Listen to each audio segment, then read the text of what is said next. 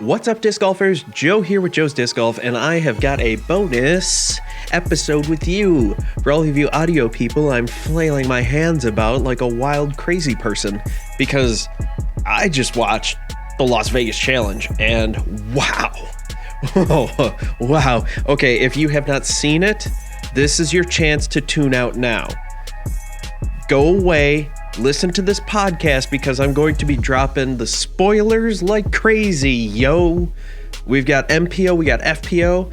If you are waiting to watch this, because I'm going to drop this 9 a.m. Monday morning. Yes, it is. So this is your chance. This is your last chance here. You have until the end of our sponsor read here. And this is sponsored by Log. What rolls downstairs alone or in pairs rolls over your neighbor's dog? What's great for a snack and it fits on your back? It's Log. It's big, it's heavy, it's wood. It's Log from Blammo. Hashtag not a real sponsor. That is your warning. You have until 5, 4, 3, 2. This message will self-destruct. 1. Kabloomy. All right, so if you're still here, you want to know what I have to say. I watched it all, and by it all, I mean I watched about half of it. I watched all of the FPO and caught bits and pieces of the MPO. So my thoughts are not as deep on the MPO side, although I did watch the playoff, and that was so exciting to watch. It was really awesome. Just getting to see some of the guys out there, watching everybody else throw, following some of them on social media. Guys like Brody, a little disappointed with their play, but they're still getting better. They're still doing better. Excuse me. I was a little upset with how Scott Stokely panned out, but, you know, he's going to get better.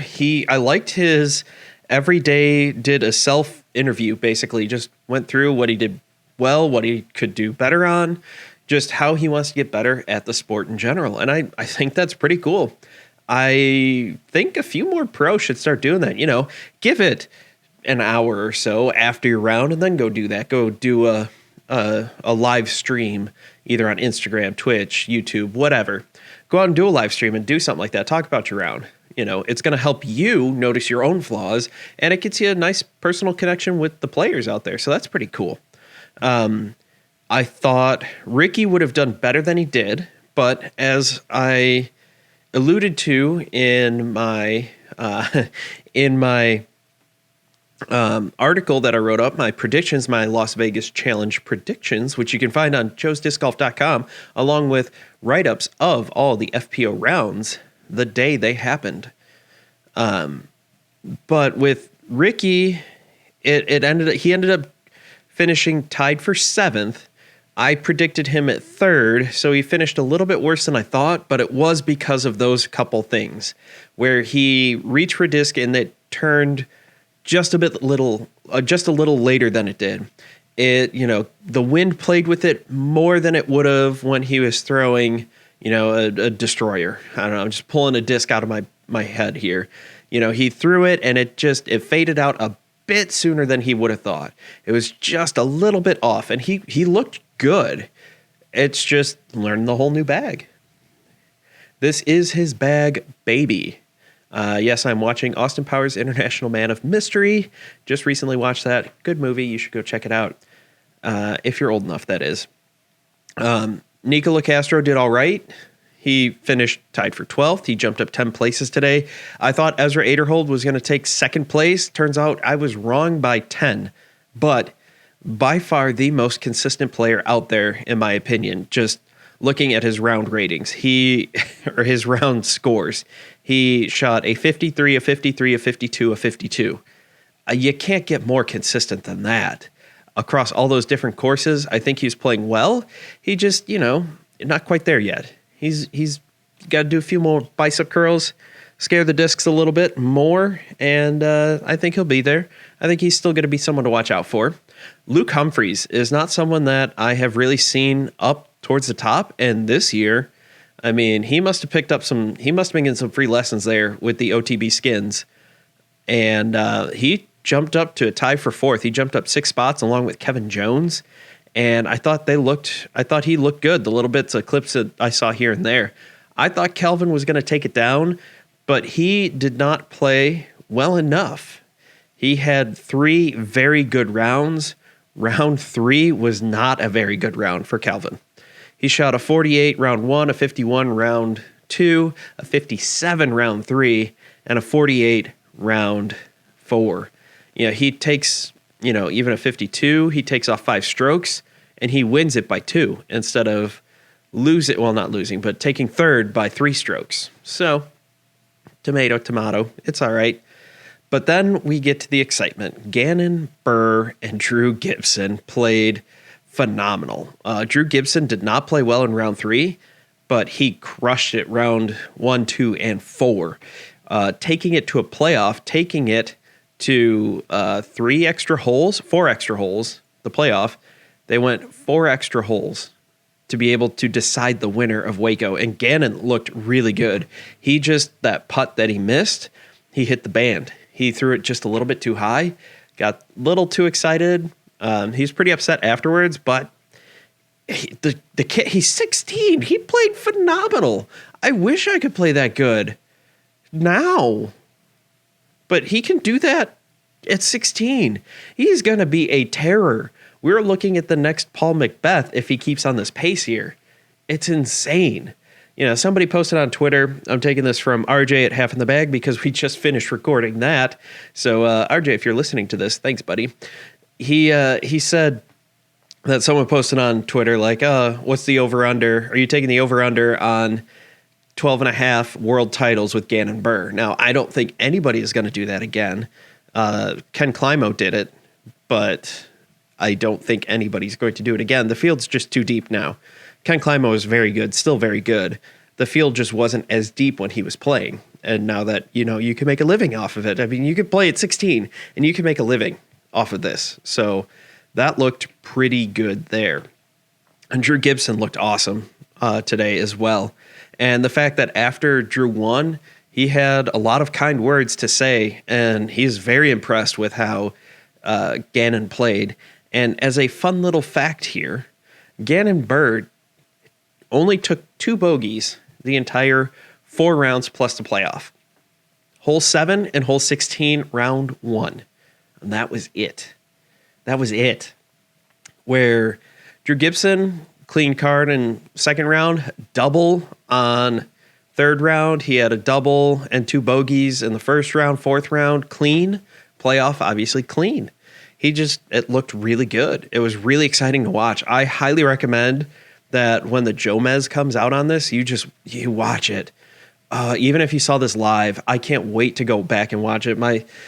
Fortunately, I was able to get my daughter down and caught the playoff, and just watching those 2 fight back and forth was chef's kiss. Mwah. Salt Bay, boom, nailed it. Pretty fantastic. I think that's about all I got to say for the men's side. Like I said, I did not catch as much because my schedule, having a kid, I get to watch disc golf when I can, and I don't have all that time to do it. Fortunately, at work, where I work, at my clinic, I can put it on because we have sports on and we have TV on. So I just throw I commandeer and put Disc Golf Network up, and I usually don't have too many complaints because they will put up golf tournaments too. So, screw you. Screw you guys, I'm going home. But we're going to jump over to the FPO side, which, like I said, I watched that, and we had the dream team-ish lead card for round 1, which was so much fun to watch. That was Paige Pierce, Kristen Tatar, Evelina Salonen, and Henna Blumers.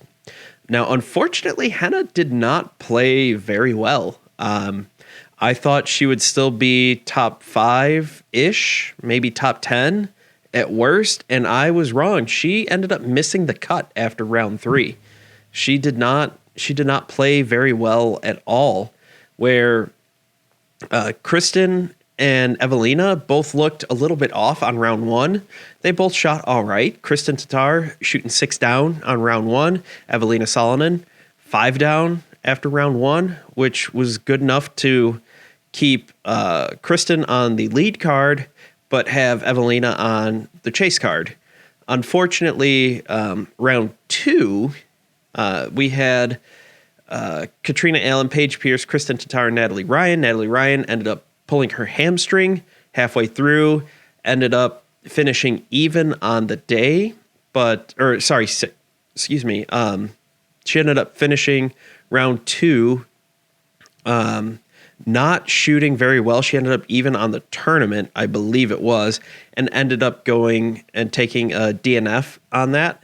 And my only advice to her about that is to take care of your hamstring injury. That is something that in sports medicine I see all the time. And if you don't take care of it early enough, if you don't do the proper steps and skip a tournament, maybe 2 tournaments, depending on how bad it is. I don't know. I can't look at it. I don't know. I haven't seen it. I could just go off of the footage I saw. You're going to want to take some time off, do proper rehab, make sure it's all good and healed, because that is an injury that can nag and nag and nag and be with you all year long, really hurting your chances at doing well after, when it's all said and done. So my advice to you is take the time you need and take a little bit extra time. If you want to hear my thoughts, on the whole Natalie Ryan nasty YouTube, Twitter comments and transgender disc golfers, that was in the previous episode to this one. So the one that came out this past Friday, and the date on that would have been February 25th. So if you want to go back and listen to that, that's where I kind of put that. And that's about where I'm going to leave it. I had all my thoughts in there. This is a tournament review, a tournament wrap up. So if you want to know my thoughts on that, go back to that. I hope I said everything correctly. I hope I made my points clear. And I mean no disrespect to Natalie Ryan or any of the other FPO competitors. So moving forward, we had the battle. Obviously, round 1, Catrina Allen and Paige Pierce were tied at 8 under. That was exciting. With Kristen Tatar 2 strokes off of her. Paige had a clean round. Catrina could have shot a 10 down, but had 2 bogeys in there. And she was looking pretty confident, pretty cool, calm, collected. Just had some issues there with just not being able to finish. She put herself out of position. She had to scramble on a couple of these, and just it didn't work well for her. But it is what it is. Paige, on the other hand, had one issue with going OB, but still managed to save the par. I thought the course as a whole, all the courses, had a couple of these that were some soft pars, to say the least. Obviously, like Paige got an eagle on a 666-foot hole. That was a par 5. I don't think everybody could do that. It's one of those like soft par 5, hard par 4 kind of deal. It's a weird position. But, I don't make the pars. That's just how it goes. And in the end, all that matters is the total strokes, not what the final score is. So, it is what it is. With round 2, we had Catrina Allen, Paige Pierce, Kristen Tatar, and Natalie Ryan all there. Kristen looked really good.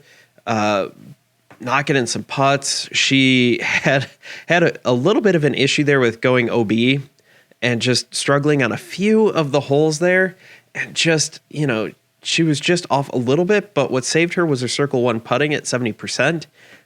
She managed to take her birdies where she could. Same with, Paige also had some issues with OB. Took a handful of bogeys here and there, and Catrina Allen actually built up a 6-stroke lead over Paige, and I think it was 7 strokes over Kristen, if I remember correctly. And then Evelina also put in a solid round, managed a 7 under, a lot of birdies, just one missed being on lead card by, I believe, a stroke with that last bogey on hole 18 in round 2. Some people that surprised me throughout this whole tournament, which I was absolutely shocked. These are some people that I hadn't really heard of before, or maybe heard in passing didn't know much. Like Holland Handley, totally crushing it. Unfortunately, didn't have the best showing overall, but Holland Handley is definitely someone you have to watch out for. Another person that they kept cutting over to was Hope C. Brown, who is like 18, I think, give or take. Did the math, tried to at least. Junior Worlds U15 champion in 2019, so it's 3 years later, so she's about 18. These young kids playing. The commentary was she looks like Eagle McMahon. She's got a lanky body and throws like her, she throws like him. Words are hard, especially at almost 11 o'clock at night. And she throws really well. She is all go. There is no pumping the brakes with that girl, which is what got her in trouble in the third round. She was right up there. She was making a push on chase card, or to be on chase card, I believe it was off the top of my head. But she ended up not making the cut because she shot pretty terrible. If I can find her here we go. Hope C. Brown shot a plus 13, erasing her 5-stroke, 5 under par, and dropped her to 34th, missing the cut. She dropped 24 places. She was sitting in 10th place to start the round, dropped 24 places to 34th place. Just struggling. The hard part with her, and one thing that she will hopefully learn, hopefully it's sooner than later, is when to pump the brakes. When to go for it, go balls out, and go everything you got, and when to lay up. And this is coming from a guy who knows that I should lay up, and I don't, ever. That's rough. Somebody else that didn't do as well as I thought, Kona Panis dropped 19 places in the third round to go from also tied at 10th to 29th. She shot a plus 11, started out with a triple bogey, bounced back with the birdie, and it was just downhill from there. One thing that I noted in Half in the Bag, which you should go subscribe to, Half in the Bag Disc Golf on wherever you get your podcast, especially wherever you're listening to this one, or if it's on YouTube, go ahead and listen, watch there. It's fun. It's a good time. Kona's got a lot of pressure on her. She signed that fat contract, $500,000, 4 years, and 6 other trilogy women beat her, not including Kristen Tatar. And now you're saying, why am I not including Kristen Tatar? Well, Kristen Tatar has pretty much the exact same, at least what we know about it, they have the exact same contract, $500,000, 4 years. So in my mind, those two should be on par, and one beats the other, no big deal. But you had other girls beating Kona pretty bad. And no shade, no disrespecting the other women who played well, but Windows, shut up. But they're not getting the fat contract like Kona Panis is. So, yes, she is still learning her bag, but there's definitely a lot of pressure on her, and I hope that she can rise to the occasion. Her putt looked terrible. She would figure it out, and then on the next hole, forget everything. And I don't know what it is. I think she needs to just go back and practice more. She just needs to get more reps, get really comfortable, try to get that nice flat release, maybe a little bit of a hyzer putt, and just work on it. Like Evelina was someone who was not putting confidently round 1 and figured it out for rounds 2 and 3, and round 4 kind of reverted back. Not so great. That's someone who needs to improve too. Someone who really surprised me though, Rebecca Cox. She ended up finishing 12th. I believe 12th. Sorry, 11th. I was looking at the wrong day. She ended up finishing 11th overall, and her putt was deadly. I mean, she still has a lot to learn, and she is going to continue to improve. But Rebecca Cox, for Team Latitude 64, she is definitely moving up. She is looking really good. Just like I said, Holland Handley, Missy Gannon did not play her best, had a couple rough patches in there, but again, 7th place, she did pretty well. I'll be curious to see how this top 10 really shakes out over the next couple weeks. We've got Waco coming up here in a couple weeks, about 2 weeks from the time of recording this. Of the time of listening, it could be a week. It could be tomorrow. It could be happening right now. It could be yesterday. You don't know. I don't know. There's no way for me to know. Hello, people in the future. Hopefully, the world is not blown up yet, but who knows? Again, the battle of Paige and Catrina never fails to entertain. It was back and forth and back and forth. Paige jumped out to an early lead off of a Catrina error on hole 1, where Paige got the birdie, Catrina got the par, and then immediately flipped the script on hole 3, where Paige bogeyed, Catrina birdied, and just went back and forth and back and forth. And anytime one of them made a mistake, the other just capitalized, and it was just back and forth. And they were tied going into hole 18. And Paige, this is one of those times, I said to Hope, you got to know when to back off. I can't blame her for going for it, though. I can't say I wouldn't have done the same thing, because here's the deal. On hole 18, Paige lays up. Everybody lays up to that first landing zone. Perfectly fine, whatever. Everybody does the same thing. Where Catrina Allen goes and lays up into the next spot to get a nice, easy approach, par 5, looking just to play the par, maybe get a birdie.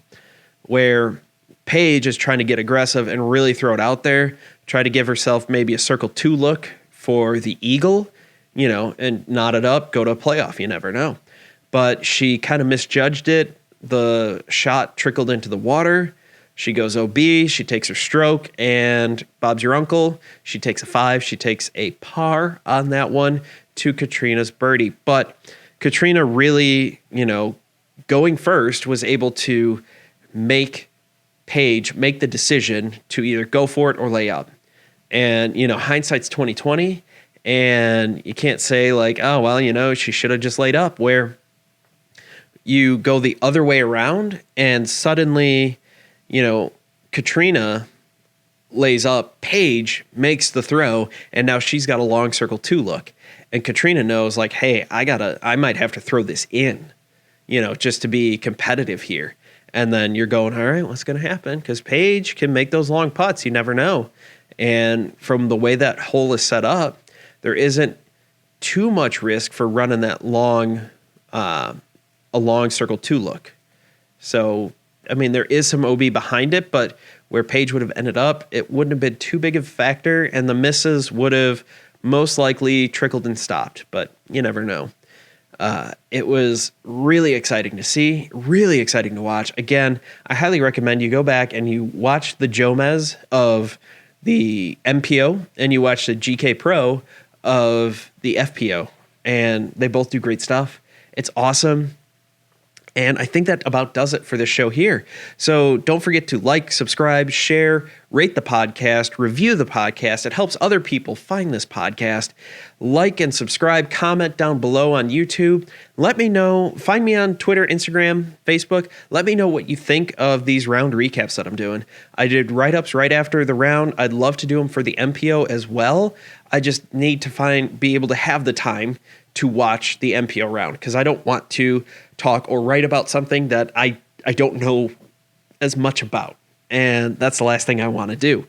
Now, the FPO, like I said, I watched pretty much all of it. There are a handful of holes I missed here and there, but I was able to watch it all otherwise. And let me know what you think about this. I'm trying to do this round or tournament recap. I thought about doing a round recap, but I think that would only be 10 minutes tops. Look at this. This is, as I'm recording it right now, I just rolled over 24 minutes. So, yeah, I don't know if there's enough for me to, I'm sure I could BS it, but then I would bore you with a whole bunch of unnecessary stuff. So let me know again what you think. If you like it, great. If you don't, give me suggestions or axe it. It's all up to you guys. But I wanted to kind of separate talking about the round in detail from the podcast, from the news. So try to get it so, my podcast stays at about that 45 minute. I feel like that 40-ish, 45 minute is kind of that sweet spot for everybody. It is for me because that's about how long my commute is every day. So that's kind of where I shoot for there. Let me know again what you think. Tell me I'm doing a good job. Tell me I'm doing a bad job. Let me know. Comments below. You guys have been awesome. You've been awesome. I've been Joe. I can't wait to talk to you all in the next podcast. See you all in the next video. If you get kicked deeper into the woods, you need to reflect and repent because you have transgressed against Jesus. And if you get kicked deeper, or if you kicked back into the fairway, which we saw a couple times out there today and this tournament, then you need to thank Jesus because you have pleased him in some way or another. Thank you all for watching. I can't wait to see you all in the next video.